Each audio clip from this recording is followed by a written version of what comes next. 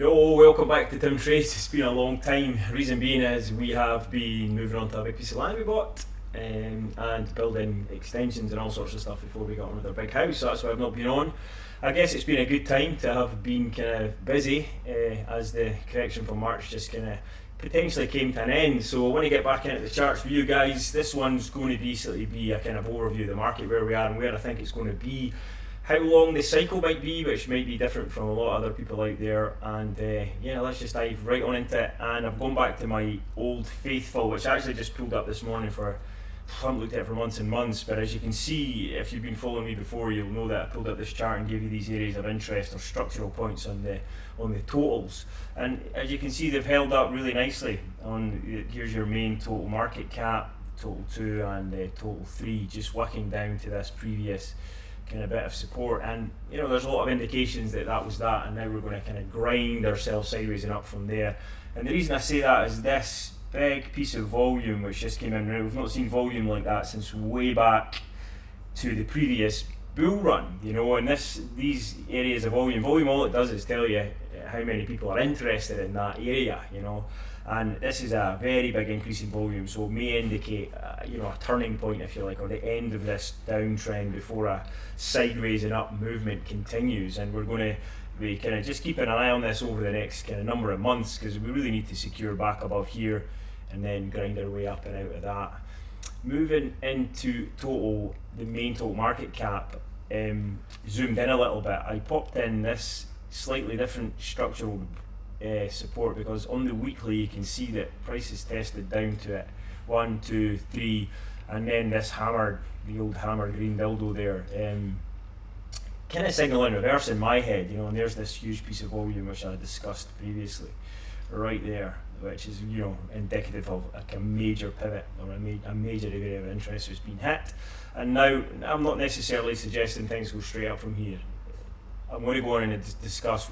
I think that this cycle could be longer than most people expect, actually, and there's a few things to kind of go over which suggests that. Now I've got a chart here. I posted it up on X, I believe, a while ago, and it's just a really simple TA.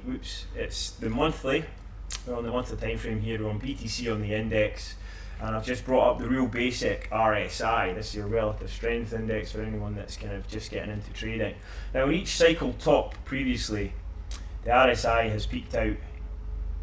On this, we can see this really kind of gradual slope down on the RSI. It meets up with the bottoms as well, right along here. Now, as you can see, we're kind of a long way away from that, and price and the RSI is reset quite considerably, actually, and it's now touching this monthly moving average. I was interested if this so-called black swan was anything like the March one, which you see here, and it isn't, and so there's, actually I think what we're looking at is actually more akin to this piece of price action here. So potentially we could be this far back in the general cycle. Now this is the June 2020 area where we saw price kind of roll down sideways for a number of months. Let's put a date range on this, and I'll do it better.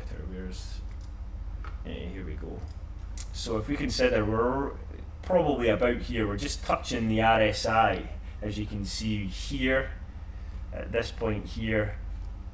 Yeah, we're just reconnecting with this moving average here, so it puts us around about here in terms of a time scale. And then we got a black swan, 121 days later, as it kind of buggered around here. Now I'm not suggesting we're going to get another black swan, but globally there's a lot of nasty crap going on, as we know. Don't need to go into that, it's not a political channel, but let's just be cognizant of where we might be in the cycle based on these simple moving averages. Now it doesn't have to break below, the previous cycle didn't do that. I was just kind of making some comparisons to kind of how things are panning out. Everyone felt that perhaps we were going to get a really short cycle but I think the ETF just pushed things higher than might normally have happened. Now I think it's just going to consolidate for quite a long time before we move up. If we're here and we go 121 days out, we're looking at the real bottom of this kind of sideways consolidation happening not until the end of the year, and then the bull run really begins from that point onwards.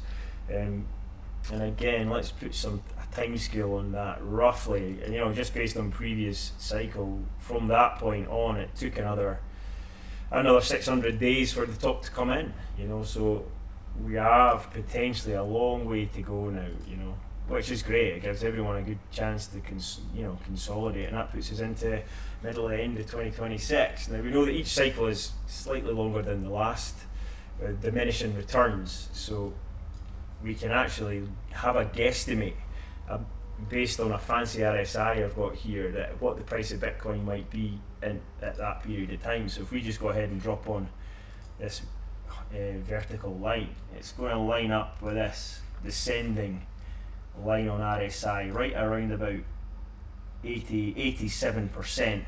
Now using this fancy caretaker's RSI, you can actually calculate the price of Bitcoin when it reaches 87%, and I went ahead and did that, and I posted it on X, and it's 150k.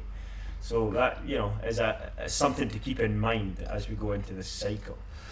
There are also some nice ways to kind of look at the potential price going forward, and a Fibonacci extension or macro is something I like to do, and I feel like it's been quite an important area, you know, something to keep an eye on going through this market. And you'll soon see as I drop this one down how well it works in nicely. Certainly if we zoom into this early period of the beginning of the bull run, we hit the 236 perfectly. Although we blasted through the 382, you can see that on the way back down it was very important.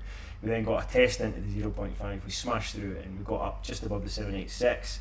On this retracement, we're really being held up by the 618 at this point. Now, in previous markets, in previous cycles, using a fib extension, Bitcoin's reached in between the 2.618 and the 3.618. So technically in this region here. Now this would be much higher than my suggested targets, but we're looking at diminishing returns here. So in the last cycle it got in this gate. So if we got to even the 2.618, we're looking at 187 grand. I mean, we're really just clutching at straws by guessing numbers, but it's not too far away from the 150k that the RSI gives us. And certainly perhaps this cycle won't go as long as July 2026, but I do believe that it'll go on longer than most people are kind of thinking about. And so just bear that in mind.